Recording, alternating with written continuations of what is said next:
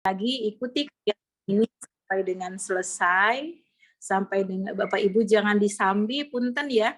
Jangan disambi sambil ngapain begitu, karena kalau disambi nanti informasi-informasi yang penting mungkin tidak akan Ibu dan Bapak simak, tidak akan tersimak karena Ibu Bapak disambi. Sehingga nanti ketika lomba seharusnya mungkin Ibu dan Bapak menjadi pemenangnya karena memang ada hal-hal yang kurang informasi, maka Ibu dan Bapak tidak menjadi pemenang. Dan mudah-mudahan semua calon peserta lomba ini menjadi juara, minimal juara di hatinya ya, minimal seperti itu. Dan insya Allah mudah-mudahan semua kegiatan ini lancar, dan kita semua sehat, Ibu dan Bapak, semua sehat selalu, semua dalam lindungan Allah Subhanahu wa Ta'ala. Saya kira sambutan saya hanya itu saja, tidak berpanjang lebar. Nanti untuk yang lebih pentingnya ya, Titik dan yang lainnya tentang pemaparan atau coaching kliniknya terkait dengan lomba. Dengan ini, dengan membacakan Bismillahirrahmanirrahim, kegiatan ini saya buka. Demikian Ibu dan Bapak, sambutan dari saya. Terima kasih. Wabillahi taufiq wal hidayah. Assalamualaikum warahmatullahi wabarakatuh. Waalaikumsalam warahmatullahi wabarakatuh.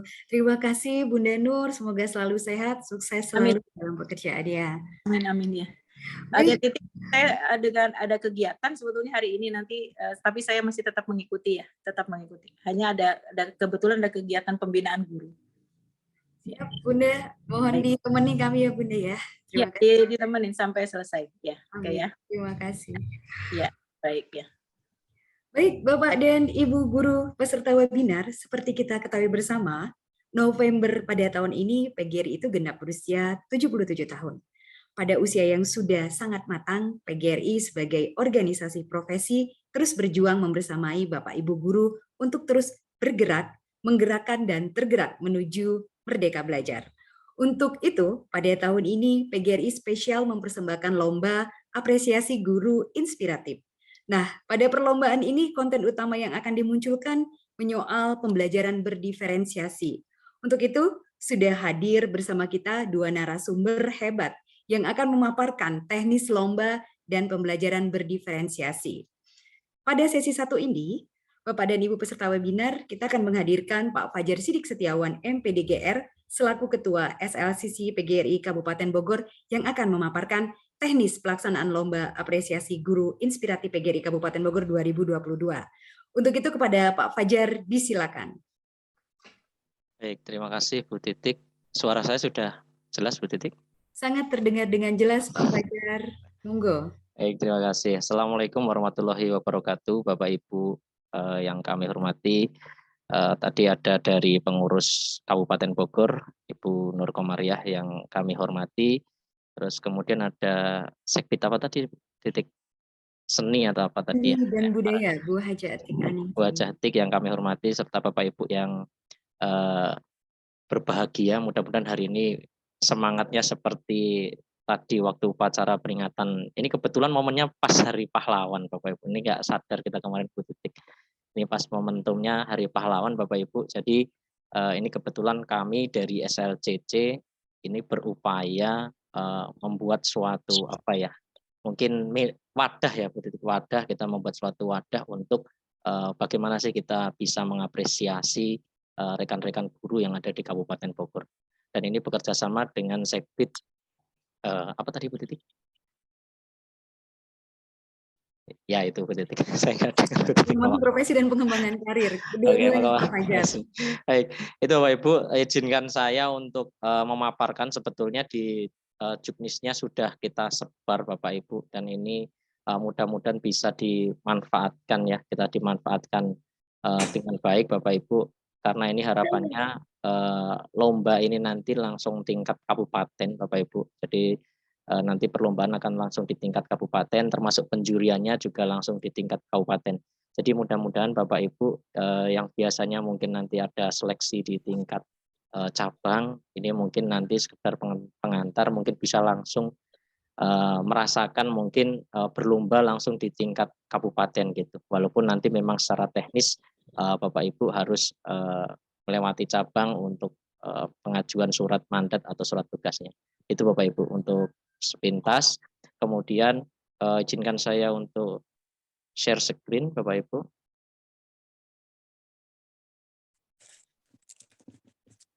Sudah nampak ya Bu Titik ya?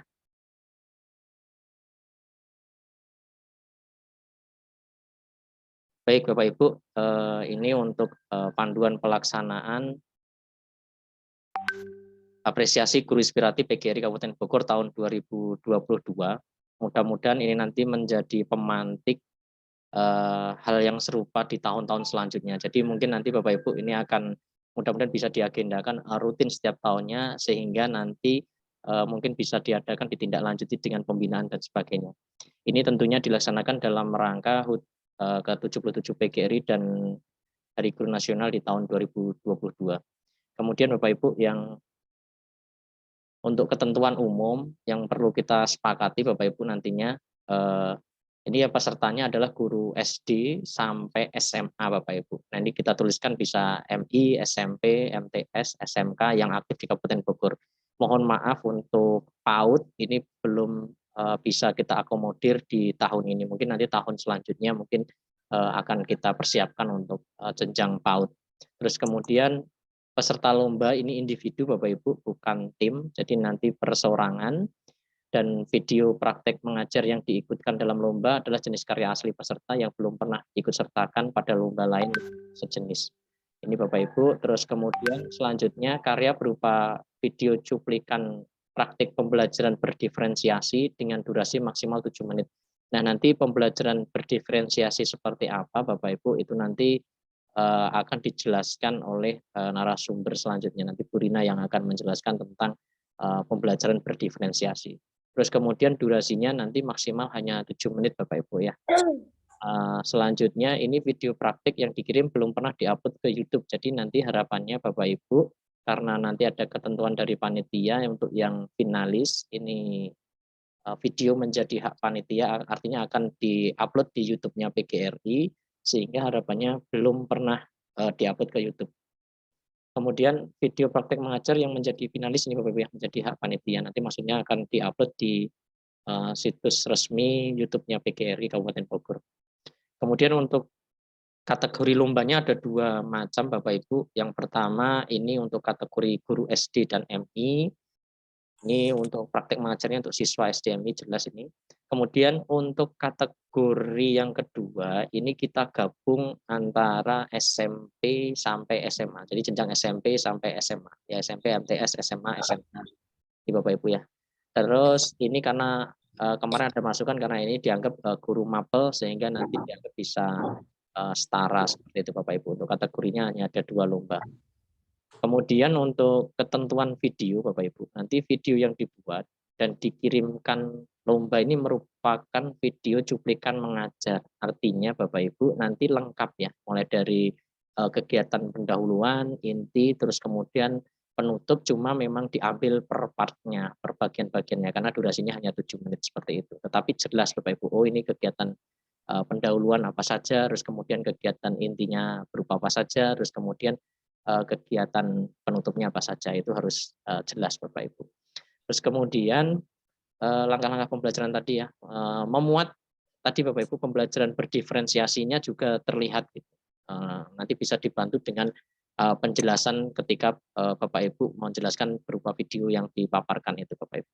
Kemudian durasinya 7 menit tadi sudah, terus nanti video diupload ke Google Drive masing-masing. Jadi untuk teknis perlombaan kali ini Bapak Ibu upload dulu video yang sudah jadi di Google Drive-nya masing-masing, baru nanti link drive-nya tadi, link video di drive tadi disematkan di form pendaftaran. Nanti akan saya jelaskan di form pendaftaran. Kemudian pastikan link yang dibagikan itu bisa diakses ya, atau di open share link-nya. Kemudian nanti untuk link pendaftaran akan diinfokan nanti hari ini juga kita infokan Bapak Ibu. Kemudian untuk selanjutnya video cuplikan mengajar dibuat dengan settingan pembelajaran tatap muka. Jadi artinya Bapak Ibu praktek langsung seperti itu ya, direkam praktek langsung di depan siswanya tentunya ya. Tetapi nanti ketika sudah menjadi video itu bisa dipotong-potong untuk perbagiannya. Nah nanti terus selanjutnya video nanti diupload bersama dengan dokumen RPP-nya. Jadi nanti karena ada penilaian Bapak Ibu antara kesesuaian dengan RPP yang dibuat dengan kesesuaian yang ada di langkah-langkah video. Itu untuk ketentuan video. Terus kemudian untuk aspek penilaiannya Bapak Ibu, yang pertama ini ada 3 aspek yang dinilai. Ini dari segi substansi, terus kemudian literasi digital dan presentasi. Nah, tentunya presentasi ini hanya bagi yang lolos atau menjadi finalis. Nah, nanti kita ambil Bapak Ibu dari total yang masuk itu kita ambil atau kita seleksi menjadi 10 finalis. Nah, nanti 10 finalis ini teknisnya akan kita undang untuk mempresentasikan baik dari segi mungkin nanti pemaparan yang ada, isi yang ada di video, sama mungkin nanti kita cross check dengan dokumen atau naskah RPP ini. Kemudian untuk tahap praseleksi, jadi ada 3 tahap Bapak Ibu ya, praseleksi, kemudian penilaian video dan naskah, terakhir nanti presentasi. Nah, untuk praseleksi Bapak Ibu ada komponen kelengkapan dokumen. Yang pertama tentunya ada video dan naskah RPP. Jadi nanti video yang diupload linknya, kemudian naskah RPP berarti mungkin bisa dalam bentuk PDF Bapak Ibu, silahkan nanti diupload. Kemudian yang kedua untuk administrasinya, Bapak Ibu harus ada surat tugas atau mandat dari PGRI cabang. Jadi mohon Bapak Ibu sekbid di pengembangan karir itu di cabang masing-masing itu memberikan surat tugas atau mandat. Nanti masalah bentuknya bisa kolektif boleh ataupun individu juga boleh. Jadi Pak nanti Fajar, ya. Pak Fajar, punten, bukan di sektor pengembangan karir tapi pengembangan profesi, Pak. Oh ya, baik. Di pengembangan profesi. Maaf, saya tidak. Baik, di pengembangan profesi, baik. Jadi nanti Bapak Ibu bisa meminta ke pengurus cabang untuk membuatkan surat tugas atau mandat. Nah, di sini nanti dari pengurus cabang ini bisa merekap berapa peserta yang mendaftarkan seperti itu. Walaupun nanti yang mendaftarkan tetap individu Bapak Ibu ya. Jadi cabang hanya memberikan surat tugas atau mandat. Kemudian selanjutnya itu yang surat kedua ini surat pernyataan bahwa karya praktik baik bersifat asli atau orisinil, tidak ada unsur sara, porno aksi, dan pornografi. Jadi nanti ada pernyataan ini Bapak Ibu, nanti ada contohnya untuk surat pernyataannya. Itu saja Bapak Ibu untuk kelengkapan dokumen ya. Jadi ada 2 dokumen, sebenarnya 2 dokumen, yang satu surat tugas, yang kedua pernyataan, sama nanti masalah naskah dan dokumen video, itu saja. Kalau yang dalam bentuk surat ini hanya ada 2. Kemudian untuk selanjutnya di tahap penilaian video dan naskah, Bapak Ibu ada 3 aspek ini, 3 komponen yang dinilai, 3 komponen. Yang pertama ketepatan durasi video. Jadi nanti durasi video maksimal 7 menit ini benar-benar kita batasi Bapak Ibu ya. Tentunya nanti di penilaian atau pembobotan tentunya akan berpengaruh jika video Bapak Ibu lebih dari 7 menit. Terus kemudian juga mungkin akan berpengaruh jika videonya mungkin hanya sekitar 3-5 menit, artinya tidak mendekati 7 menit. Jadi mungkin karena ini bentuknya video, jadi kan Bapak Ibu bisa men-sketch untuk memaksimalkan kurang lebih ya sekitar maksimal 7 menit seperti itu. Kemudian yang kedua untuk komponen substansi video dan naskah. Nah, ini harapannya nampak proses penerapan pembelajaran berdiferensiasi. Jadi ini terlihat yang pertama nampak dari naskah RPP-nya, kemudian yang kedua nampak dari video pembelajarannya di langkah-langkahnya itu.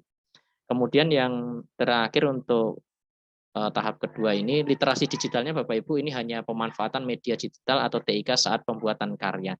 Artinya Bapak Ibu di sini bisa saat pembelajaran itu menggunakan media digital ataupun tidak juga tidak masalah. Tetapi nanti yang kita nilai itu tentang teknik penggambaran gambar dan sebagainya itu Bapak Ibu ya. Jadi situ atau bisa juga dari penggunaan media. Jadi ada 2 hal itu untuk literasi digital. Artinya kalau Bapak Ibu tidak menggunakan media TIK dalam mengajar pun tidak menjadi permasalahan Bapak Ibu, karena yang dinilai mungkin dari cara mengambil gambar dan apa istilahnya mungkin apa ya editingnya misalnya seperti itu ya, masalah gambar lainnya, masalah karya videonya itu yang dinilai. Kemudian di tahap ketiga ini presentasi, ini bagi 10 finalis yang lolos.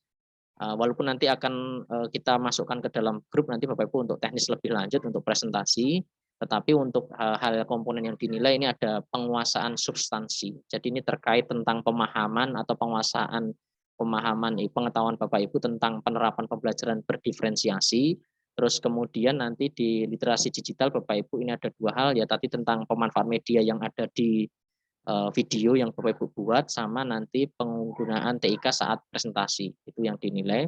Kemudian untuk yang selanjutnya ini ada kemampuan presentasi, ini tentang aspeknya penguasaan materi, komunikasinya, terus kemudian ketepatan durasi presentasi. Nah, ini durasinya juga maksimal 7 menit Bapak Ibu, tidak termasuk tanya jawab. Artinya Bapak Ibu seperti di video tadi, kalau Bapak Ibu presentasinya melebihi 7 menit, maka tentunya akan ada pengurangan nilai kalau melebihi 7 menit. Tetapi ini belum termasuk tanya jawab. Artinya Bapak Ibu hanya mempresentasikan maksimal 7 menit, baru nanti setelah itu ada sesi tanya jawab dari Dewan Juri. Dan itu mungkin waktunya mungkin tidak termasuk dalam penilaian kalau yang tanya jawab dengan Dewan Juri. Seperti itu Bapak Ibu. Oke, selanjutnya ini kriteria pembobotan Bapak Ibu ya, kriteria penilaian pembobotan. Nah, ini Bapak Ibu mungkin bisa dicermati kira-kira poin apa yang bobotnya tinggi Bapak Ibu. Jadi yang pertama tentang kelengkapan dokumen dan keaslian karya, ini bobotnya 5, kemudian ketepatan durasi video tadi ya maksimal 7 menit, ini 10 bobotnya. Nah, yang paling besar Bapak Ibu bobotnya ada di substansi.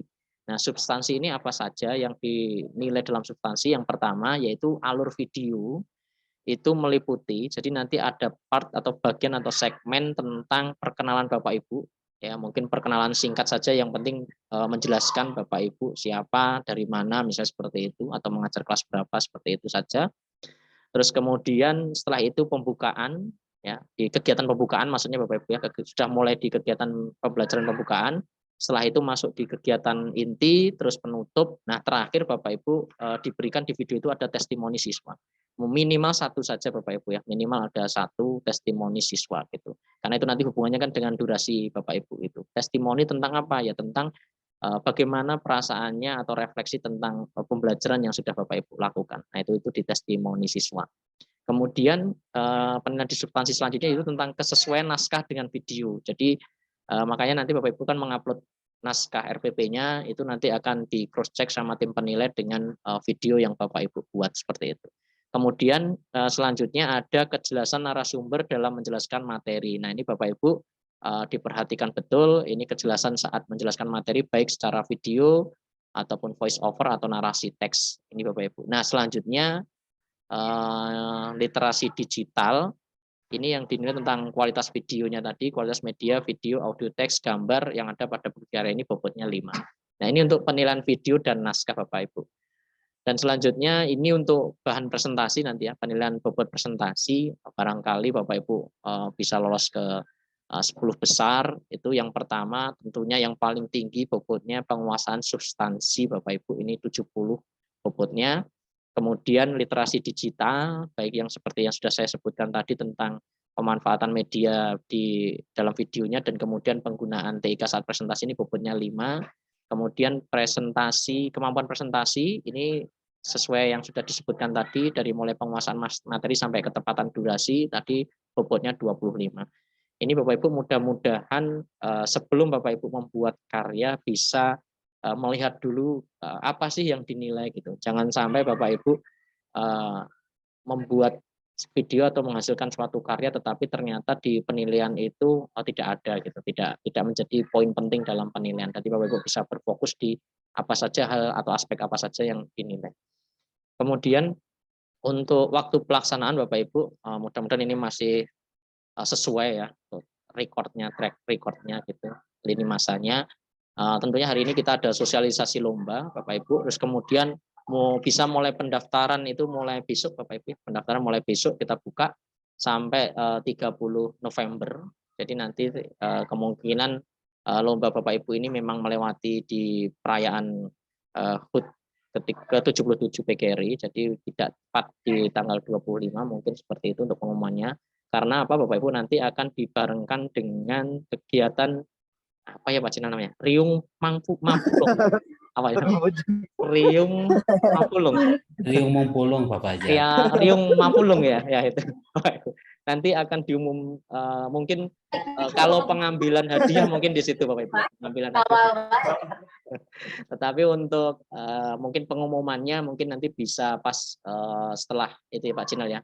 Setelah presentasi atau di hari yang sama dengan Bapak Ibu ketika pengumuman finalis itu Bapak Ibu. Tentunya nanti ini berjenjang ya Bapak Ibu ya, artinya nanti ada pengumuman yang kedua setelah penjurian seleksi pertama ini Bapak Ibu.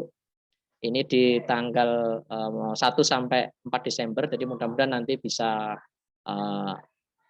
tanggal 5 ini tidak molor, mudah-mudahan Bapak Ibu ini bisa pengumuman 10 finalis, dan nanti setelah itu Bapak Ibu mempresentasikan yang 10 finalis tadi di tanggal 7 Desember, dan mudah-mudahan nanti hasilnya bisa langsung disampaikan, walaupun nanti mungkin untuk penyerahan hadiah dan kejuaraan itu mungkin di tadi acaranya tadi ya.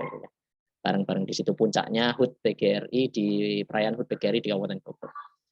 Kemudian untuk, nah ini Bapak Ibu, ini mudah-mudahan bisa memacu ya, atau memotivasi Bapak Ibu, walaupun sebetulnya dari kami Bapak Ibu bukan ini yang utama sebenarnya Bapak Ibu, tapi kami ingin mencoba untuk memberikan apresiasi gitu. Barangkali yang di pelosok ranting gitu ya, itu bisa berpartisipasi langsung gitu Bapak Ibu. Kami mencoba itu sebetulnya intinya Bapak Ibu.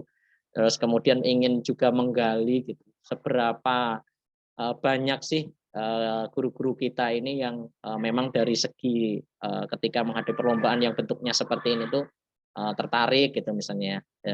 Nanti mungkin banyak juga yang mengikuti gitu, atau mungkin harapan terakhir kami menjadi terbiasa gitu Bapak Ibu. Karena apa Bapak Ibu? Yang diharapkan sekarang kembali seperti masa kejayaan dulu, bahwa guru itu dipandang mulia itu karena karyanya. Artinya Bapak Ibu kalau merasa ya bukan dimuliakan, tetapi salah satu hal yang nanti menjadi rekam jejak seorang guru adalah karyanya. Nah ini Bapak Ibu salah satu kegiatan yang kita akan mengapresiasi hal tersebut. Jadi nanti juara perlombaan tentunya ditetapkan dengan surat keputusan Ketua PGRI Kabupaten Bogor, dan nanti keputusan juri tentunya tidak bisa diganggu gugat Bapak Ibu. Kemudian untuk hadiah perlombaan ini diberikan dalam bentuk piagam. Ini nanti coba kita koordinir lagi ya Pak Cinal, barangkali penghargaan bisa dari Bupati ya Pak Cinal. Nanti kita coba, karena sebelumnya itu juga bisa dari Bupati Bapak Ibu untuk piagam penghargaannya gitu. Kemudian untuk nanti ada trofi, terus ada uang pembinaan Bapak Ibu. Untuk totalnya ini ada sekitar 6.500.000 untuk total, dengan rincian Bapak Ibu juara 1, 2, 3 yang diambil kategori guru SD dan guru SMP, MTS, SMA, SMK. Ada 2 kategori tadi, ada sini juara 1 1,5, juara 2 1 juta, dan juara 3-nya 750. Itu saja Bapak Ibu yang bisa saya sampaikan. Terus nanti untuk narah hubungnya ini bisa ke Pak Cenal sama saya Bapak Ibu, nomornya. Terus kemudian untuk link bocor ya Pak Cenal ya. Oke, ini untuk linknya Bapak Ibu bisa di SID/lomba SLCC. Nanti Bapak Ibu di situ ada, sudah kami siapkan Bapak Ibu ya, sudah saya siapkan. Ini tentang, nanti bentuknya seperti ini Bapak Ibu. Coba saya share screen. Nanti kalau Bapak Ibu klik link tadi, nanti bentuknya masuk ke microset seperti ini Bapak Ibu. Nah, di sini ada panduan lomba ya, panduan lomba nanti berisi yang kemarin flyer panduan yang disebarkan ke masing-masing cabang itu. Terus kemudian di sini juga ada contoh surat pernyataan, terus Bapak Ibu di sini ada link pendaftaran. Ini contohnya seperti ini Bapak Ibu. Mungkin itu saja Bu Titik.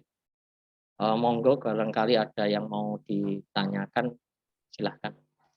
Baik, terima kasih Pak Fajar atas pemaparan teknis pelaksanaan lomba guru kali ini. Bapak dan Ibu, selanjutnya adalah sesi tanya jawab langsung ya.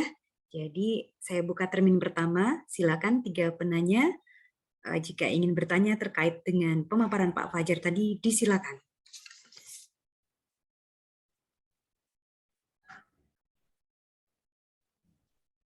Dari Parung Panjang. Boleh, silakan dari Parung Panjang. Dari Bu Ira atau dari Parung Panjang dulu? Dari Parung Panjang dulu ya. Oke, baik, silakan Bapak, boleh diaktifkan mikrofonnya, Bapak atau Ibu dari Parung Panjang, silakan. Assalamualaikum warahmatullahi wabarakatuh. Waalaikumsalam warahmatullahi wabarakatuh. Bu Riza Marisya. Iya betul Bu. Terdengar jelas suara saya? Sangat terdengar dengan jelas Ibu. Monggo Ya, dipersilakan. Terima kasih Bapak Ibu atas kesempatannya. Di siang hari ini saya ingin mempertanyakan terkait RPP, Pak. RPP yang nanti akan diunggah beserta videonya, apakah RPP-nya itu boleh menggunakan kurikulum 13 atau harus kurikulum merdeka? Itu Pak pertanyaannya. Baik, kita tampung dulu ya Ibu ya pertanyaan pertama. Terima kasih Ibu Riza. Selanjutnya dari Bu Ira Juniati. Silakan Ibu Ira. Ya, terima kasih. Assalamualaikum warahmatullahi wabarakatuh. Terdengar ya? Warahmatullahi wabarakatuh. Sangat Terdengar. terdengar dengan jelas Ibu. Ini tadi kan ada pernyataan, ada validasi ya, apa membuat surat pernyataan untuk keaslian itu siapa yang membuatnya dan validasinya itu dari siapa gitu. Jadi surat pernyataan itu dibuat oleh siapa gitu? Apa oleh cabang PG atau dari misalkan kepala sekolah yang membuatnya? Itu aja. Terima kasih. Baik. Selanjutnya, terima kasih. Tadi pertanyaan Bu Ira sudah terkait surat pernyataan. Kita tampung dulu satu pertanyaan lagi sebelum nanti beralih dijawab oleh Pak Fajar.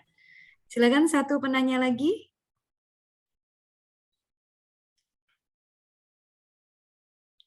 Baik, Pak Fajar, sepertinya sambil menunggu pertanyaan lanjutan, boleh dijawab pertanyaan 1 dan pertanyaan kedua. Baik, terima kasih Bu Titik. Tadi pertanyaan yang pertama tadi dari Bu Riza Maris. Tentang RPP-nya pakai kurikulum apa. Jadi RPP-nya pakai kurikulum bebas, Bu. Jadi kalau mau pakai 2013 boleh, mau pakai kurikulum merdeka juga boleh.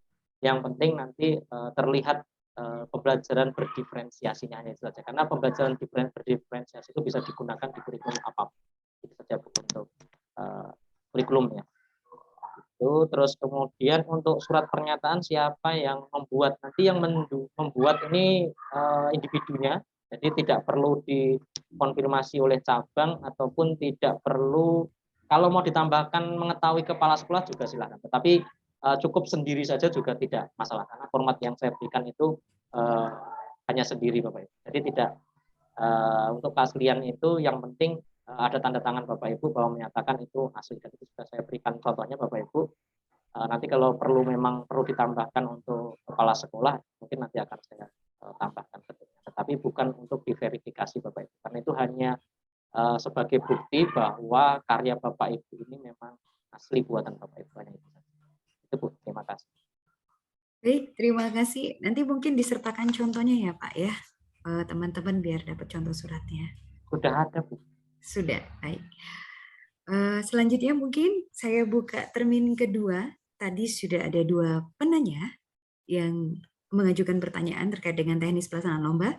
Selanjutnya saya buka termin kedua. Silakan mungkin Bapak dan Ibu jika masih ingin menanyakan terkait dengan teknis pelaksanaan sebelum kita masuk ke sesi materi berikutnya. Silakan dari Bapak dan Ibu. Oh, ini ada permohonan dari chat Pak Fajar dari Bu Tuti Alawiyah. Jangan dikasih tanda tangan capsek ya Pak, cukup guru saja. Gimana ini Pak Fajar? Baik, saya contohkan Bapak Ibu untuk yang di surat pernyataannya saya contohkan memang tidak ada tanda tangan capsek Bapak Ibu ya. Ini contohnya. Ini ada di tadi Bapak Ibu di microset tadi. Ini sudah saya kasih contoh seperti ini. Ini hanya yang menyatakan ya, seperti ini saja. Itu butik. Berarti ini individual ya Pak Fajar ya? Iya betul memang. Baik. Boleh Bapak dan Ibu jika memang terkendala sinyal Bapak dan Ibu dapat mengajukan pertanyaan di kolom chat. Nanti akan dibacakan oleh saya. Silakan. Mau bertanya, izin bertanya Bu? Boleh, ini dari Mas Sunan ya? Ya, Dari saya mana? Sunan, dari Kelapa Nunggal. Dari cabang Kelapa Nunggal. Ya, Baik, ya. silakan Bapak. Ya, terkait lomba ini, kan nanti ada pengiriman upload video begitu ya, upload video, terus kemudian mungkin juga upload RPP dan sebagainya. Itu nanti ada notifikasi untuk kita. Jadi kita yakin nih bahwa data kita sudah kekirim gitu, seperti itu. Atau sudah kirim-kirim aja, mau nyampe mau enggak atau gimana? Mohon penjelasannya, terima kasih. Wah, ini pertanyaannya cerdas sekali nih Pak Fajar. Monggo Pak Fajar. Sebetulnya penting ya ini. Oke, Penting baik. banget peserta tahu. Baik, Pak Sunan tadi ya. Terima kasih Pak pertanyaannya. Nanti ada notifikasi, Pak. Bahkan nanti ada, mungkin kita terbitkan surat yang masuk ke email langsung ke peserta bahwa karya sudah diterima seperti itu, atau karya sudah masuk. Bahkan nanti mungkin ada rangkuman surat ya Pak Sinan, mungkin nanti kita buatkan surat penetapan bahwa misalnya ada 20 atau mungkin 100 karya yang masuk atas nama ini itu kita buatkan resmi Pak, bahwa itu sudah masuk, dan itu nanti harapan kami memang bisa jadi untuk bahan evaluasi cabang Pak. Artinya pengurus cabang nanti kan akan melihat potensi yang ada di potensi guru yang ada di cabangnya masing-masing, dan itu seperti yang dikatakan Bunda Nur tadi, nanti itu akan menjadikan catatan kita untuk tahun depan Pak. Apa yang akan menjadi program selanjutnya seperti itu Bapak. Jadi nanti ada notif yang pertama langsung masuk ke email, karena di form pendaftaran itu ada email Bapak Ibu, maka pastikan emailnya aktif seperti itu otomatis akan masuk ke situ nanti. Kemudian yang kedua nanti akan ada surat resmi Pak, seperti itu. Baik Mungkin lewat cabang atau ya. Mungkin Pak Fajar kalau sudah masuk, sudah daftar, mungkin kita bisa masukkan buatkan grup khusus gitu ya. Jadi lebih terkoordinir. Siap, kasih. Oke, baik Pak Fajar, ini di kolom chat sudah banyak yang bertanya, izin membacakan ya Pak Fajar ya. Pertanyaan pertama, maaf untuk RPP-nya dari Bu Sofiawati, maaf untuk RPP-nya memakai format RPP yang 1 lembar atau hanya 3 yang berisi 3 komponen atau format yang lengkap. Terima kasih. Ini pertanyaan dari Bu Sofiawati. Kemudian pertanyaan satu lagi dari Ibu Emalia Babakan Madang, apakah setiap cabang tidak dibatasi jumlah pesertanya? Nah, gitu. Silakan mungkin 2 dulu, Pak Fajar. Terima kasih Bu Sofiawati. Jadi begini Bapak Ibu, kita gunakan konsep merdeka. Ya. Artinya apa? 1, tidak ada format baku. Itu yang akan kita garis bawahi. Tidak ada format baku. Yang ada hanya komponen yang harus ada. Komponen yang harus ada Bapak Ibu, baik di RPP sama terutama di modul ajar, yang ditekankan hanyalah ada 3 hal, ya, komponen utamanya, gitu ya. Yang pertama itu ada tujuannya, kemudian yang kedua ada langkah-langkah pembelajarannya, yang ketiga ada asesmennya. Dan diusahakan Bapak Ibu nyambung atau sinkron antara tujuan ke langkah ke asesmen. Intinya ini Bapak Ibu. Terus kemudian kalau RPP-nya lengkap Pak, itu jauh lebih baik. Pokok saja boleh, tetapi kalau lengkap ya itu tentunya lebih baik Bapak Ibu. Terus kemudian kalau format yang lengkap itu terserah Bapak Ibu ya. Artinya di kita itu nanti mungkin di Dewan Juri itu intinya 3 komponen pokok tadi yang harus ada gitu.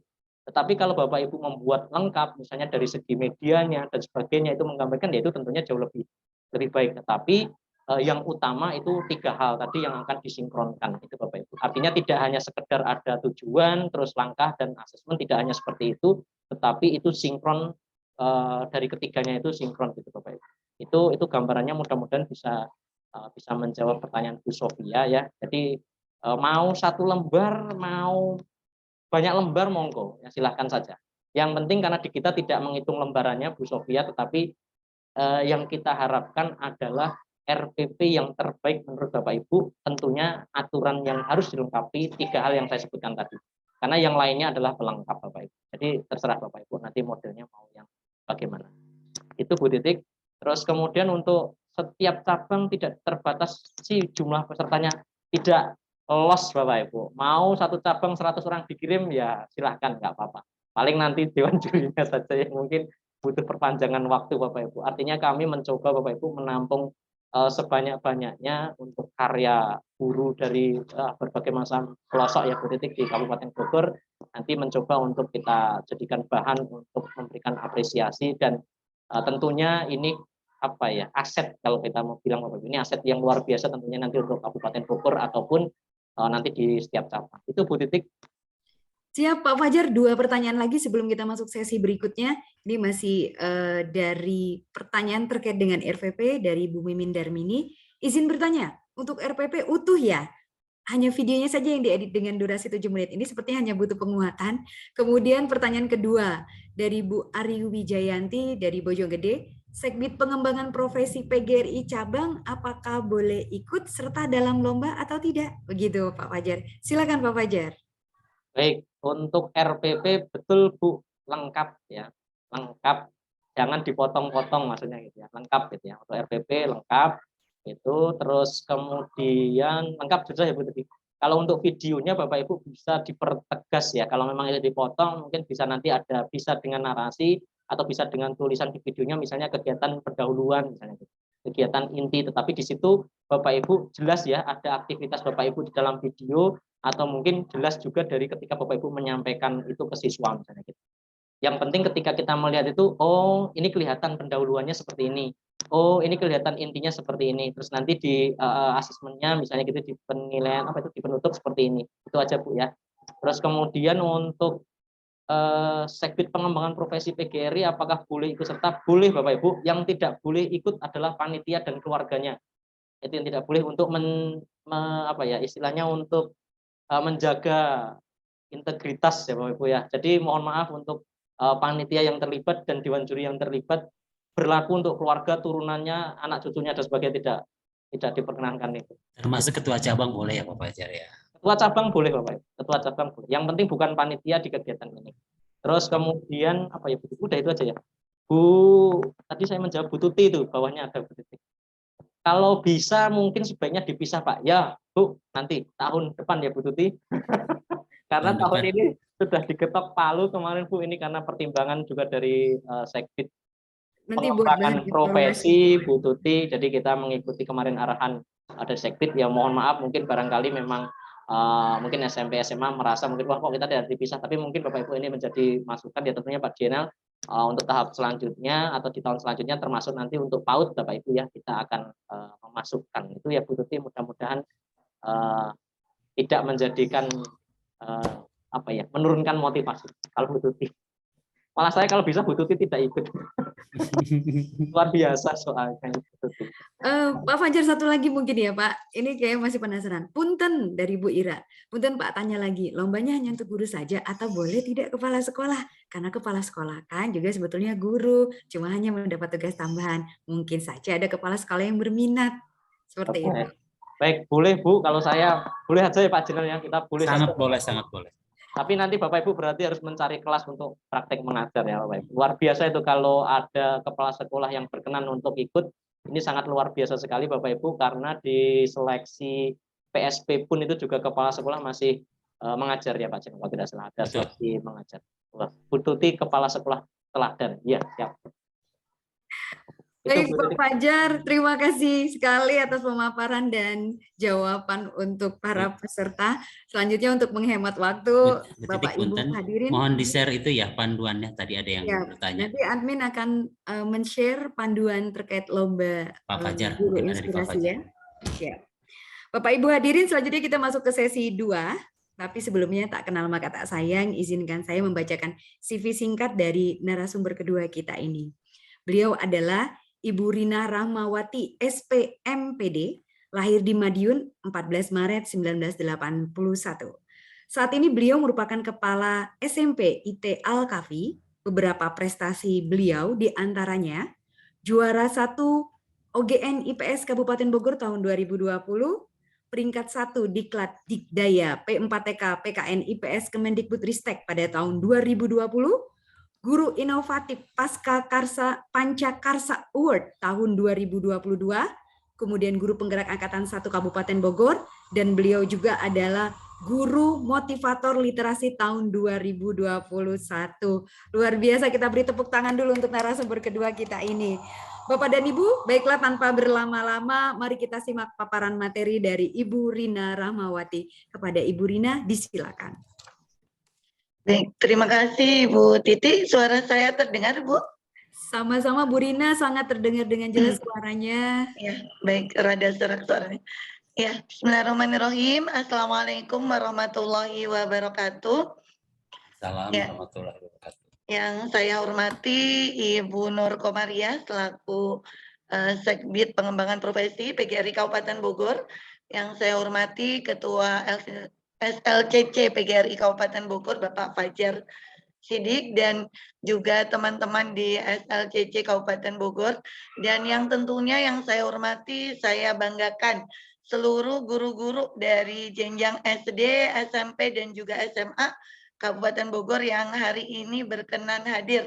Luar biasa, hari ini kita memperingati Hari Pahlawan, karena sejatinya guru adalah pahlawan tanpa tanda jasa. Tentunya ini harus membuat kita semangat ya Bapak Ibu semuanya untuk terus mengabdi. Apalagi sekarang kita memasuki era baru ya di kurikulum Merdeka Belajar, dan saya yakin di seluruh Kabupaten Bogor sudah banyak sekolah-sekolah yang mengimplementasikan kurikulum Merdeka. Baik, sebetulnya hari ini saya mungkin lebih bersifat review mungkin ya Bu Titi ya.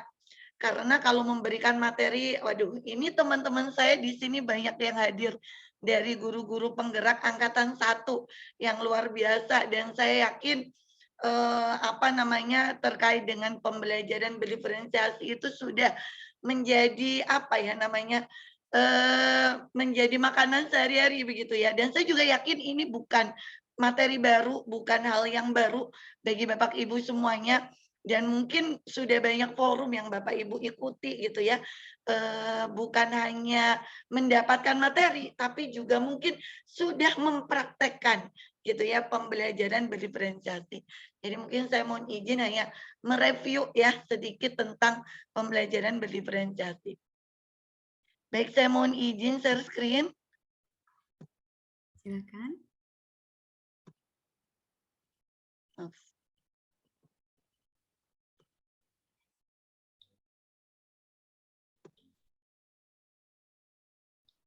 Terlihat jelas tidak, Bu? Alhamdulillah sudah terlihat, Bu Rina. Ya, baik. Baik, Bapak Ibu, mungkin saya akan mulai paparannya tentang pembelajaran berdiferensiasi. Nah, ini saya punya pohon gitu ya. Ini ada pohon, ada tulisan angka ya, ada angka 1 sampai 21.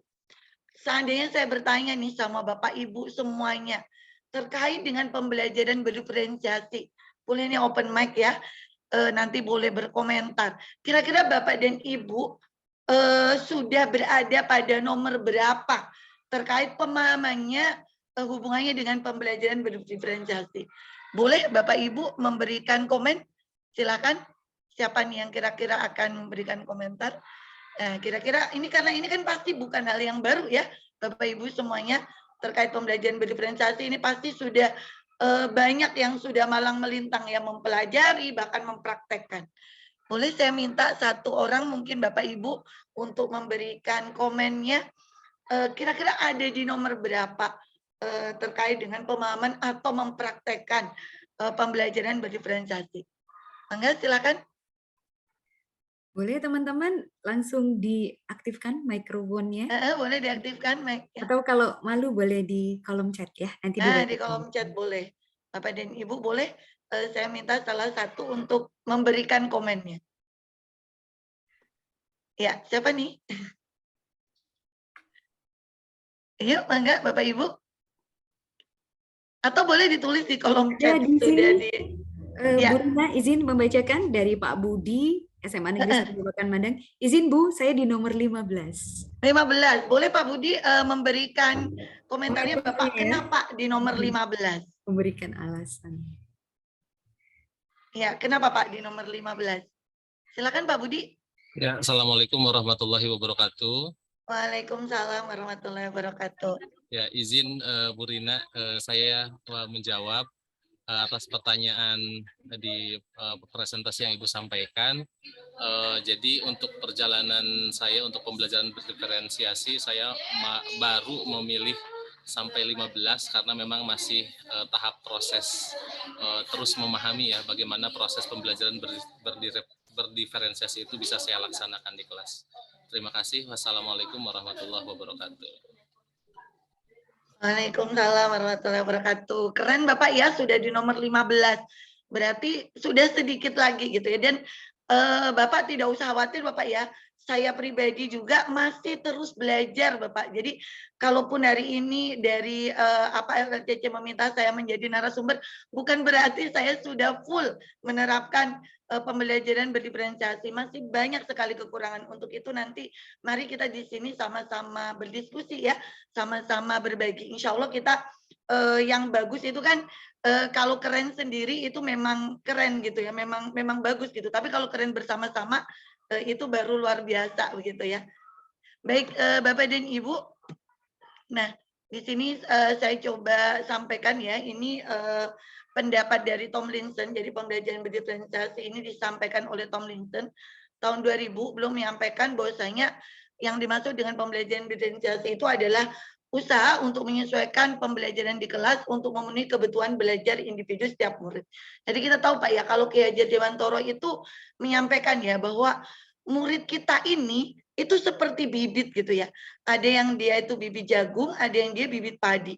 Dan kita nggak mungkin meminta yang sudah jadi jagung, kemudian dia tumbuh menjadi padi atau padi menjadi jagung. Tapi yang bisa kita lakukan adalah bagaimana bibit padi dan bibit jagung ini bisa tumbuh sesuai dengan kodratnya dan dia bisa tumbuh secara optimal. Maka tugas kita sebagai guru apa?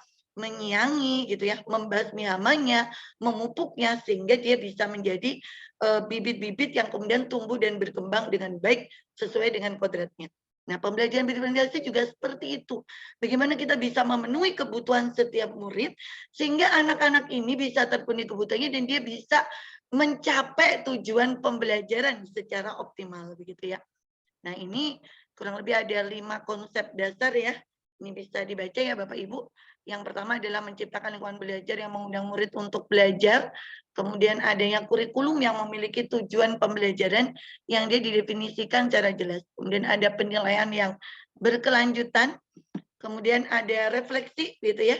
Bagaimana guru merespon kebutuhan belajar murid dan bagaimana seorang guru mampu mengelola kelas itu secara efektif begitu. Nah, ini ada ciri-ciri dari pembelajaran berdiferensiasi.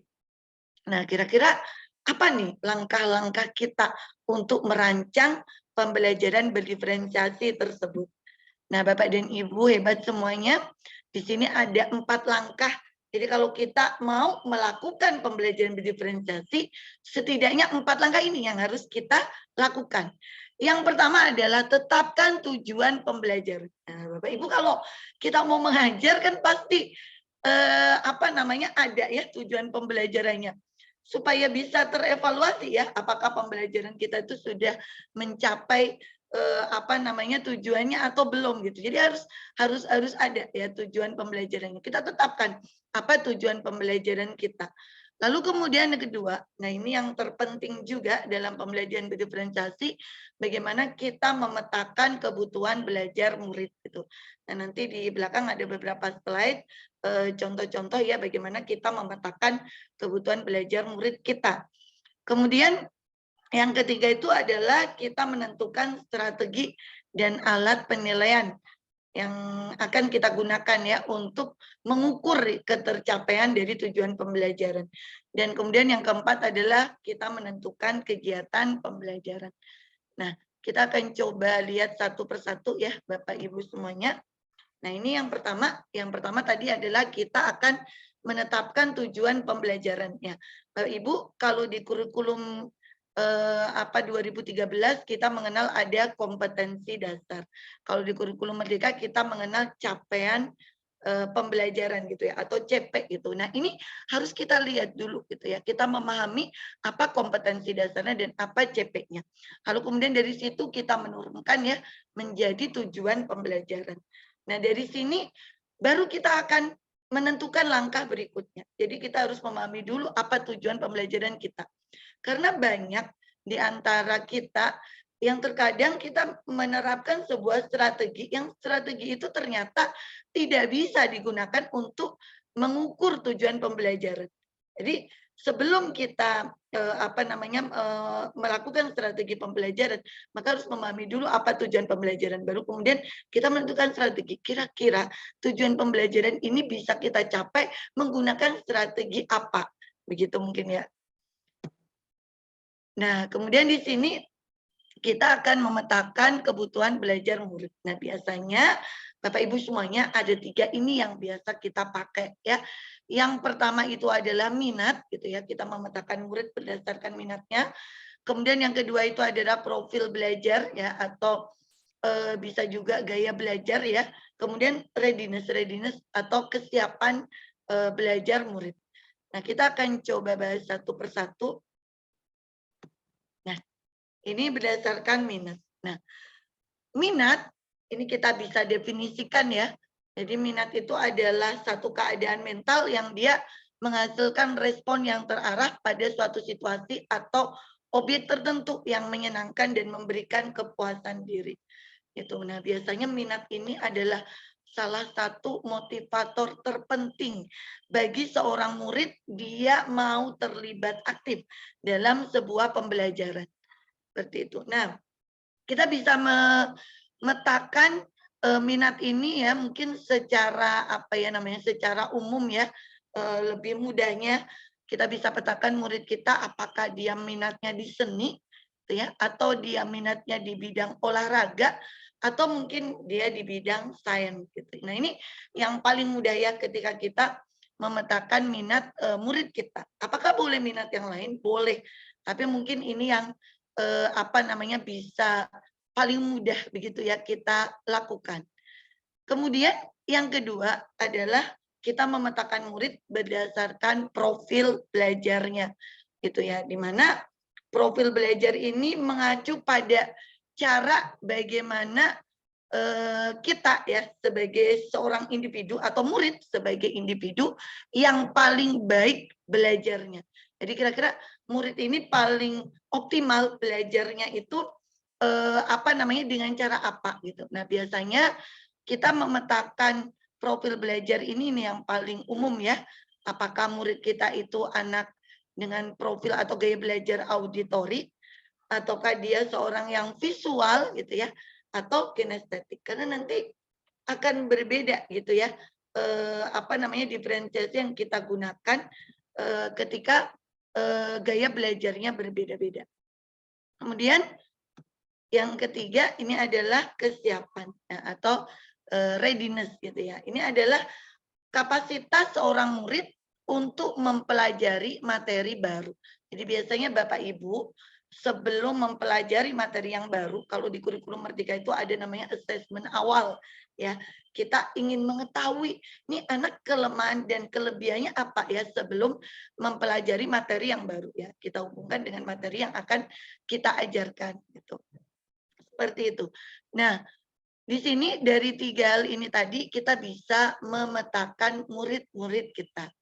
Nah, setelah kita melakukan pemetaan, maka kemudian yang kita, nah ini sedikit di sini ya, hubungannya dengan pemetaan ya Bapak Ibu, bahwa mendiferensiasi itu bukan berarti bahwa seorang guru itu harus memenuhi kebutuhan setiap individu. Misalkan di kelas kita itu ada 32, terus kemudian kita melakukan strategi dengan 32 cara, bukan seperti itu gitu ya. Tapi kita berusaha gitu ya dengan berbagai macam pendekatan belajar sehingga sebagian besar murid kita yang kita ajar di kelas kita ini menemukan pembelajaran yang sesuai dengan kebutuhannya. Gitu. Jadi kalau belum bisa semuanya tapi kita berusaha sebagian besar murid-murid kita ini menemukan pembelajaran yang sesuai dengan kebutuhan mereka. Nah, kemudian langkah yang ketiga, tadi langkah yang kedua kita memetakan, dan langkah yang ketiga itu adalah menentukan strategi dan alat penilaian yang digunakan. Gitu ya. Nah, ini kita bisa menjawab 2 pertanyaan ini ketika kita menentukan strategi dan alat penilaian yang digunakan. Bagaimana Bapak dan Ibu mengetahui bahwa murid kita sudah mencapai tujuan pembelajaran. Nah, kemudian yang kedua, alat apa yang Bapak Ibu gunakan untuk melakukan penilaian tersebut. Jadi jangan sampai penilaian yang kita lakukan itu tidak mengukur gitu ya, tidak mengukur ketercapaian dari tujuan pembelajaran. Jadi harus sesuai gitu ya. Nah, kemudian langkah yang keempat, nah ini, langkah yang keempat ini adalah kita menentukan kegiatan pembelajaran. Nah, Bapak Ibu, dalam pembelajaran berdiferensiasi, kita bisa melakukan 3 strategi pembelajaran diferensiasi. Ada yang kita sebut dengan diferensiasi konten, ada yang kita sebut dengan diferensiasi proses, dan ada diferensiasi produk, begitu ya. Nah, kita coba bahas. Yang pertama, diferensiasi konten gitu ya. Diferensiasi konten ini berhubungan dengan apa yang kita ajarkan kepada murid-murid kita yang mempertimbangkan pemetaan kebutuhan belajar murid, baik itu dari sisi kesiapan maupun dari sisi minat atau tadi ya profil belajar. Nah, ini hubungannya dengan konten materi yang kita ajarkan. Misalkan ketika kita melakukan diferensiasi konten, maka materi bisa kita sajikan dalam berbagai macam bentuk. Ada bisa bentuknya teks gitu ya, bisa berbentuk artikel, atau bisa berbentuk video, berbentuk tayangan gambar, yang mana di situ murid bisa belajar sesuai dengan minatnya masing-masing. Jadi satu contoh misalkan kita akan mempelajari tentang perubahan sosial budaya. Nah, kemudian kita tahu bahwa murid kita ini memiliki minat olahraga, ada yang memiliki minat seni, ada juga yang memiliki minat sains. Nah, bagaimana kita bisa memberikan berbagai macam teks yang dia berhubungan dengan minat murid tersebut, tapi hubungannya dengan materi perubahan sosial budaya. Begitu. Jadi jangan hanya diberikan satu teks saja. Gitu. Jadi bisa memberikan beragam teks. Gitu. Kemudian yang kedua ini adalah diferensiasi proses ya. Nah, kalau diferensiasi proses ini kita bisa lakukan dengan berbagai macam cara gitu ya. Nah, kalau dalam hal ini jadi kalau di diferensiasi proses ini lebih kepada bagaimana proses pembelajaran itu kita lakukan. Satu contoh misalkan dalam pembelajaran kita jangan sampai kita hanya melakukan kegiatan hanya untuk individu. Nah, ketika hanya untuk individu, maka ada proses yang terlewat.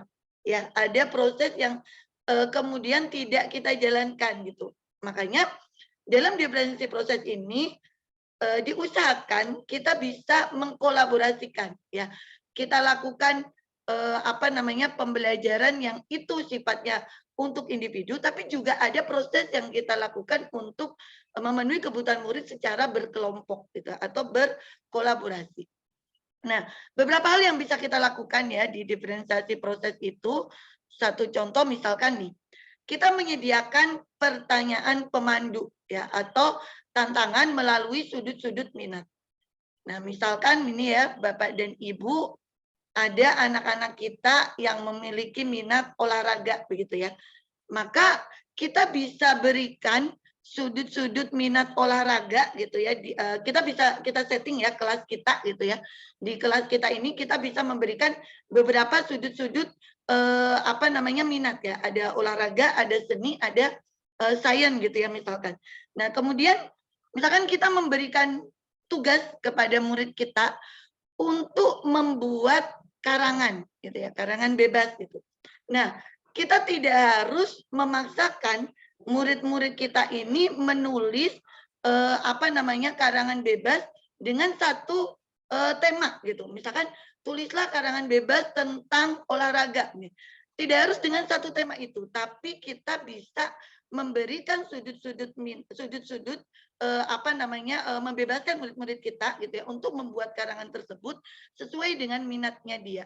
Misalkan ada yang minatnya olahraga, maka dia berada di sudut minat olahraga. Ketika dia minatnya sains, dia bisa di sudut sains. Kalau misalkan minatnya ada seni, dia bisa juga di sudut seni. Gitu ya. Tapi sesuai dengan minat murid tersebut. Tetapi tugasnya adalah satu tadi ya, membuat karangan bebas gitu. Tapi murid bisa memilih sudut-sudut minat sesuai dengan minatnya masing-masing. Kemudian diferensiasi proses juga bisa berarti kita memfasilitasi lama waktu yang murid dapat ambil untuk menyelesaikan tugas. Nah, Bapak Ibu, kita tahu bahwa murid-murid kita ini adalah anak-anak dengan keistimewaan yang berbeda-beda, keunikan yang berbeda-beda. Ada satu anak yang dia bisa menyelesaikan tugas dalam waktu 1 jam. Tapi bisa juga ada anak yang dia butuh pendampingan dan dia harus menyelesaikan tugas dalam waktu 2 jam. bahkan 1 hari begitu ya. Nah, kita coba memfasilitasi murid-murid kita tersebut dalam hal lama waktu untuk menyelesaikan tugas. Nah, ini juga termasuk salah satu diferensiasi proses. Itu. Kemudian, nah yang keempat, diferensiasi proses juga bisa kita lakukan dalam aktivitas yang bervariasi. Tadi yang saya sampaikan di awal, bagaimana kita memvariasikan kegiatan, jangan hanya untuk individu, tapi juga kelompok atau klasikal. Nah, baik. Yang terakhir adalah diferensiasi produk. Nah, Bapak Ibu, yang dimaksud dengan produk di sini adalah hasil pekerjaan atau unjuk kerja yang dia ditunjukkan oleh siswa kepada guru. Nah, biasanya produk ini bisa bermacam-macam ya Bapak Ibu, bisa berupa karangan, bisa berupa tulisan, bisa juga berupa presentasi, bisa juga berupa diagram atau mungkin rekaman, dan lain sebagainya. Nah, ketika kita melakukan diferensiasi produk, maka kita membebaskan murid-murid kita untuk kemudian membuat produk sesuai dengan kemampuan dia. Nah, satu contoh misalkan, ada peserta didik kita yang sangat suka sekali menggambar, maka biarkanlah dia membuat produk sesuai dengan kemampuannya. Misalkan dia membuat poster, membuat infografis, atau dia menyajikan dalam bentuk mind mapping. Atau murid-murid kita yang mungkin dia sangat gemar gitu ya bernyanyi. Nah, maka biarkan dia membuat produk dalam bentuk lagu. Tidak masalah. Asalkan itu sesuai dengan tujuan pembelajaran yang ingin kita capai. Kemudian yang ketiga adalah bisa jadi murid-murid kita ini adalah anak-anak yang dia senangnya berpraktek langsung gitu ya, menyajikan dalam bentuk praktek langsung. Maka biarkan dia membuat produk atau mengumpulkan produk dalam bentuk video performance atau video animasi atau bisa dalam bentuk rekaman. Atau anak-anak kita suka menulis begitu ya, maka dia bisa membuat produk dalam bentuk esai atau artikel atau puisi. Nah, ini adalah diferensiasi produk. Nah, ini adalah contoh bagaimana kita memetakan kebutuhan siswa. Nah, ini Bapak Ibu yang tadi saya sampaikan. Satu contoh misalkan begini. Tujuan pembelajaran kita adalah murid dapat menyajikan pemahaman mereka tentang organisasi kerjasama ekonomi pasar bebas. Ini adalah tujuannya. Nah, kita bisa memetakan seperti ini. Berdasarkan profil belajarnya, ada anak visual, ada anak auditori, ada anak kinestetik.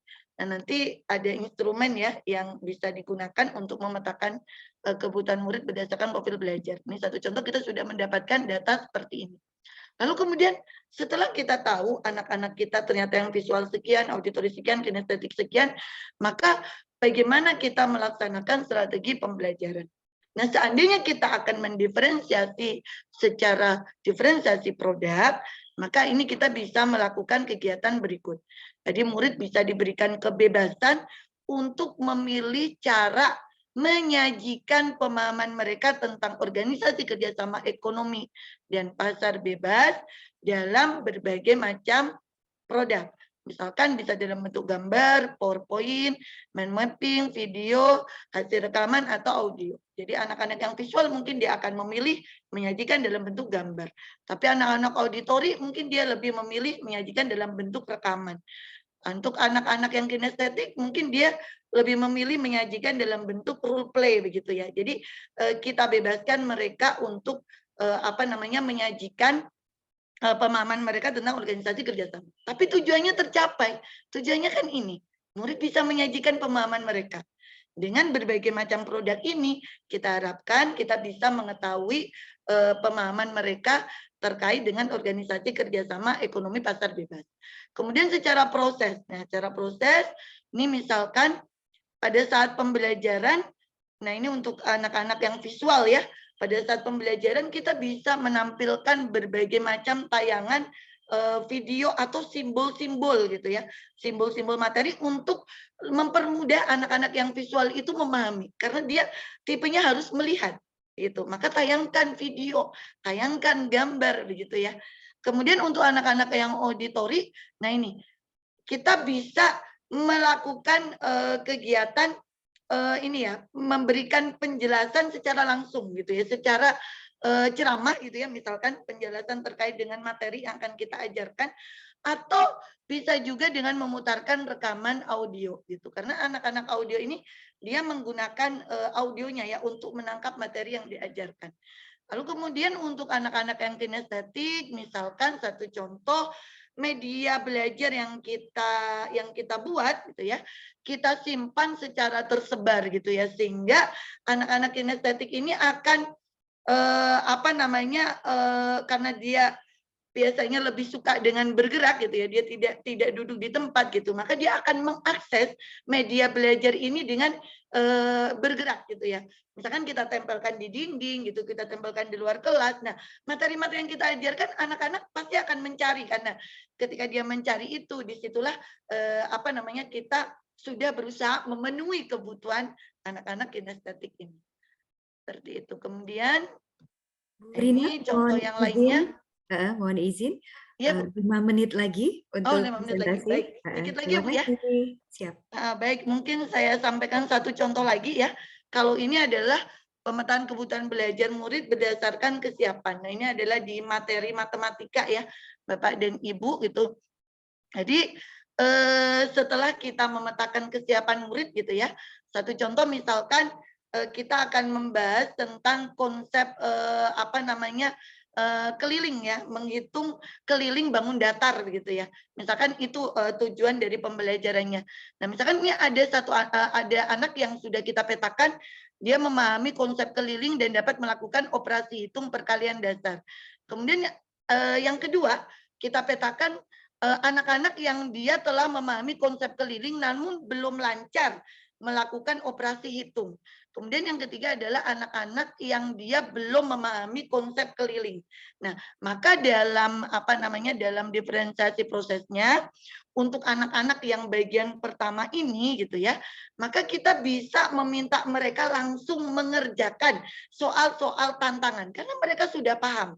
Mereka sudah memahami, jadi bisa mengerjakan soal-soal tantangan, kemudian mereka bisa compare dengan temannya, dan antar temannya itu bisa saling menilai. Karena anak-anak ini anak-anak yang sudah memahami konsepnya. Kemudian yang kedua, anak yang sudah paham konsep, tetapi dia belum lancar melakukan operasi hitung. Nah, kita bisa melakukan kegiatan dalam diferensiasi prosesnya itu adalah menggunakan bantuan benda-benda konkret. Satu contoh misalkan di kelas, anak-anak diminta menghitung keliling meja gitu ya misalkan, atau menghitung keliling benda-benda yang ada di kelas yang itu adalah bangun datar. Jadi hadirkan benda-benda yang konkret gitu ya supaya anak-anak mempermudah untuk tadi memahami bagaimana operasi hitungnya karena dia masih punya kelemahan di situ. Kemudian untuk anak-anak yang betul-betul dia belum memahami konsep keliling, maka kita bisa bantu anak-anak ini dengan mendampingi di awal, lalu kemudian setelah dia memahami kita lepas secara perlahan-lahan. Nah, seperti itu kurang lebih ya Bapak Ibu semuanya ketika kita melakukannya. Ini masih ada contoh-contoh yang lain mungkin nanti kita bisa bisa sambil diskusi gitu ya Bapak Ibu semuanya. Nah, di akhir mungkin karena waktunya sempit, saya ingin menyampaikan bahwa Bapak dan Ibu, tadi mungkin ada yang bertanya tentang RPP. Pembelajaran berdiferensiasi ini, terutama wabil khusus terkait dengan RPP, itu bukan RPP yang baru ya Bapak dan Ibu, itu sama RPP yang biasa kita buat gitu. Yang berbeda itu adalah bagaimana proses pembuatannya kita mulai dengan mempertimbangkan kebutuhan murid. Makanya tadi kita mulai dengan melakukan pemetaan. Seperti itu, sehingga Bapak Ibu tidak perlu berpikir apa sih RPP berdiferensiasi itu seperti apa. Karena memang sebetulnya adalah RPP yang biasa kita gunakan. Seperti itu ya. Kemudian skenario pembelajaran dalam RPP, dia mendeskripsikan bagaimana cara kita memenuhi kebutuhan belajar murid tersebut. Nah, Bapak Ibu semuanya, di mana pada RPP berdiferensiasi ini, maka dia akan mendeskripsikan secara jelas ya apa yang ingin dicapai. Yang dicapai berarti tujuan pembelajaran. Bagaimana kita mengukur tujuan tersebut, berarti kita melakukan assessment, dan bagaimana guru membantu siswa untuk mencapai tujuan tersebut. Berarti adalah strategi pembelajaran yang kita gunakan. Nah, itu saja mungkin Bapak dan Ibu, mudah-mudahan nanti kita bisa perjelas dengan banyak berdiskusi. Di sini juga banyak teman-teman saya ya yang sudah banyak malang melintang ya mendapatkan materi ini, mungkin nanti bisa bantu untuk diskusinya biar lebih matang dan juga bisa lebih tajam. Itu saja dari saya. Terima kasih Bapak Ibu semuanya.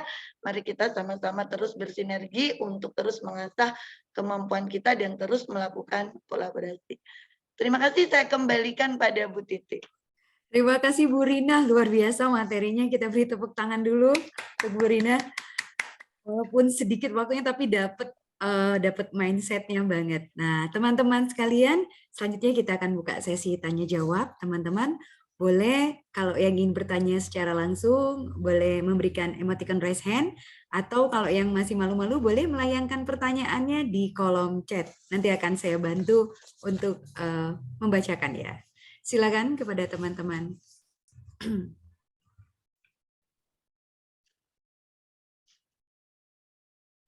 Silakan yang ingin bertanya, boleh langsung dibuka mikrofonnya. Bu Rina izin materinya di-share ya? Oh iya, boleh Pak. Nanti saya share di grup ya, di Pak Zainal. Teman-teman boleh untuk pembelajaran berdiferensiasi ini sudah banyak contohnya ya Bu Rina ya, di YouTube atau di betul. Di PMM juga banyak. Ya, intinya Bapak. Bagaimana teman-teman bisa memenuhi pembelajaran untuk kebutuhan anak saja. Iya. Simple. Ya, jadi kalau Bapak Ibu buka di YouTube ya, Bapak Ibu itu sudah banyak karya-karya dari teman-teman kita ya, dari seluruh Indonesia tentang pembelajaran berdiferensiasi. Kalau waktu dulu kami awal-awal mengikuti program guru penggerak, itu ada namanya komunitas belajar ya, guru penggerak itu yang semua hasil karyanya itu di-share ya di situ. Nah, Bapak dan Ibu, walaupun ada yang belum mengikuti guru penggerak, tapi saya yakin ya materi ini bukan yang pertama, pasti sudah yang kesekian. Bahkan mungkin sudah menerapkan sebetulnya ya dalam kegiatan pembelajaran sehari-hari. Sehingga tadi mungkin kalau ada lomba apresiasi harusnya semuanya sudah bisa ikut begitu. Bu Rina, saya boleh izin bertanya mengawali mungkin? Oh iya, boleh Bu Titi. Bu Rina, ini terkait pembelajaran berdiferensiasi. Izin bertanya, Bu Rina. Sebelum kita masuk ke sesi pembelajaran, apakah sebaliknya kita melakukan pra-tes dulu atau seperti apa Bu Rina agar mengetahui perbedaan-perbedaan atau diferensiasi peserta didik kita di kelas? Begitu Bu Rina, mohon izin arahannya. Ya. Baik Bu Titi, saya coba menjawab ya. Mohon nanti kalau ada yang salah bisa dibantu teman-teman ya. Jadi sebetulnya pemetaan kebutuhan murid ini bisa kita lakukan di awal tahun ajaran baru kalau itu sifatnya adalah asesmen diagnostik non kognitif ya Bu Titi, Bu Titi. Ya, satu contoh misalkan seperti gaya belajar ya Bu Titi. Kalau di sekolah saya itu di awal tahun itu wali kelas itu kita berikan instrumen untuk memetakan profil belajar siswa. Nah, profil belajar siswa berarti apakah dia anak visual atau anak audio gitu, ataukah dia anak kinestetik gitu. Nah, hasil dari pemetaan tersebut itu kami tempel di dinding gitu ya, di dinding kelas itu. Sehingga ketika guru-guru mau mengajar, dia sudah tahu, oh kelas ini ada anak-anak kinestetik sekian, anak-anak auditori sekian, anak-anak visual sekian gitu. Nah, di situ dia bisa menerapkan strategi pembelajaran seperti itu. Nah, tapi kalau terkait dengan readiness atau kesiapan siswa itu boleh kita melaksanakan assessment awal ya sebelum kita memulai pembelajaran. Kira-kira bagaimana kemampuan awal anak-anak ini? Seperti tadi yang dilakukan oleh guru matematika ya, dia memetakan anak berdasarkan kesiapannya. Ketika dia mau mencapai tujuan pembelajarannya adalah menghitung keliling bangun datar begitu ya. Kemudian dia memetakan anak, ada yang sudah memahami dan sudah lancar operasi hitungnya, ada anak yang dia baru memahami konsep kelilingnya saja tapi belum lancar menghitung, dan ada anak-anak yang dia belum paham sama sekali. Nah, itu bisa dilakukan sebelum pembelajaran gitu. Kita bisa lakukan namanya assessment awal. Seperti itu. Menarik sekali. Terus ini Bu Rina, pertanyaan lanjutan.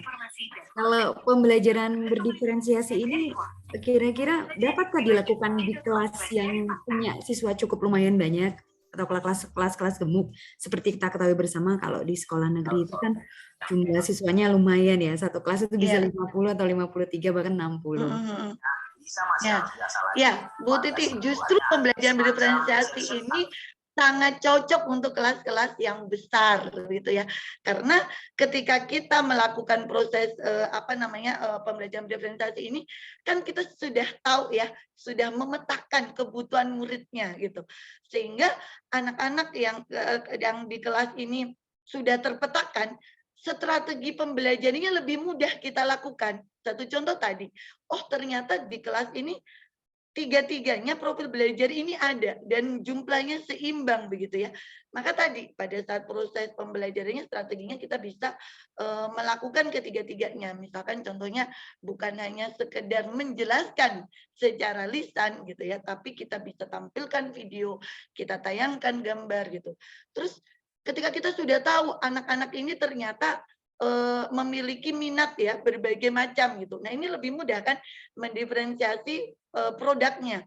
Berarti kita tidak harus mengkerucutkan, pokoknya semuanya membuat mind mapping gitu. Tidak harus seperti itu. Justru malah kita memiliki beragam produk nanti di kelas, bukan hanya satu. Mungkin kalau selama ini ketika kita mengajarkan satu materi, anak-anak dipukul rata, kerjakan, bikin dalam bentuk PPT untuk tugas kelompok misalnya gitu. Akhirnya anak-anak produknya semua PPT gitu ya. Padahal bisa jadi ada anak yang, Bu, saya itu minatnya nyanyi gitu. Boleh dong saya bikin dalam bentuk lagu. Justru beragam kan, Bu. Nah, justru disinilah uniknya pembelajaran berdiferensiasi.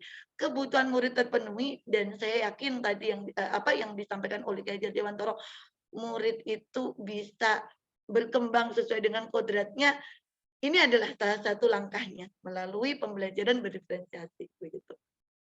Wah, luar biasa. Ternyata seru ya dengan pembelajaran berdiferensiasi ini. Awalnya sempat, kalau mungkin ada di kalangan guru-guru sempat ngeri ya Bu Rina, seperti apa lagi nih, kok baru lagi gitu ya. Saya seperti menangkap seperti itu, guru-guru juga lumayan bingung di bawah. Tapi kalau sudah mendengar penjelasan Bu Rina, ini jadi terang benderang dan sangat tertarik. Baik teman-teman, mungkin ada yang ingin bertanya, silakan, boleh langsung mengaktifkan mikrofonnya atau juga mungkin di kolom chat, atau ini kayaknya sudah paham semua ini. Nah iya Bu Titi, sepertinya ya, karena ini bukan hal yang baru ya, apalagi sepertinya ini materi ini kalau Tomlinson sendiri saja sudah menyampaikannya dari tahun 2000 ya, tentang pembelajaran berdiferensiasi. Berarti artinya di dunia pendidikan ini bukan hal yang baru gitu. Bahkan mungkin bisa jadi ya, guru-guru sudah menerapkan di tahun-tahun sebelumnya, sebelum materi ini ada, tapi kita tidak tahu kalau ini tuh namanya pembelajaran berdiferensiasi. Tapi sebetulnya sudah diterapkan oleh guru-guru kita gitu. Baik, Bu Rina, kita 4 menit lagi menuju penutupan acara.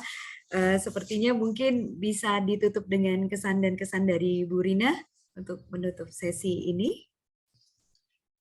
Ya, baik. Bapak dan Ibu guru hebat, saya mengambil dari kata-kata Ki Hajar Dewantara ya. Terus karena saya adalah seorang muslim, saya juga ambil dari sebuah hadis ya, khairun nas anfa'un linnas, bahwa sebaik-baik kita adalah yang paling banyak manfaatnya untuk orang lain. Dan Ki Hajar Dewantara juga menyampaikan bahwasanya apapun yang kita lakukan itu hendaklah itu bermanfaat untuk dirinya, kemudian untuk orang lain dan juga untuk bangsanya. Mudah-mudahan kita semuanya sebagai seorang guru adalah pribadi-pribadi yang senantiasa semangat untuk bermanfaat bagi orang lain, terutama sama-sama untuk memajukan pendidikan Indonesia. Tetap semangat Ibu guru hebat semuanya. Terima kasih Bu Titi. Luar biasa Bu Rina, ini jadi pemantik penyemangat ya, apalagi bertepatan dengan Hari Pahlawan. Selanjutnya Bapak Ibu semua, sebelum saya menutup kegiatan ini, mohon Bapak Ibu dapat meng-on kamerakan. Mohon dibuka dulu kameranya, karena kami akan mendokumentasikan kegiatan hari ini. Silakan kepada admin untuk dapat mengambil sesi dokumentasi pada kegiatan hari ini. Silakan Bapak dan Ibu, dibuka dulu semua kameranya, slide 1. Pak Fajar, apakah bisa bantu mengambil dokumentasi?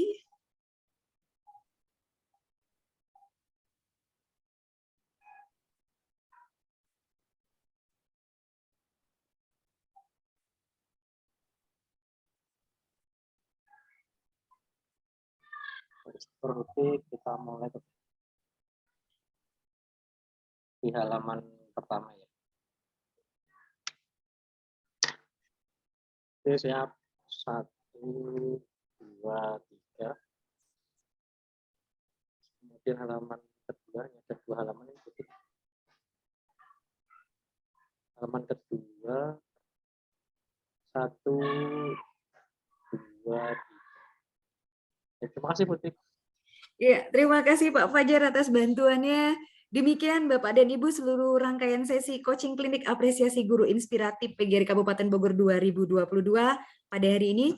Untuk itu saya selaku MC dan moderator mohon maaf yang sebesar-besarnya jika dalam memandu kegiatan ini terdapat kesalahan penyebutan baik nama berikut gelar dan juga tidak dibacakan semua pertanyaan yang dilayangkan oleh peserta.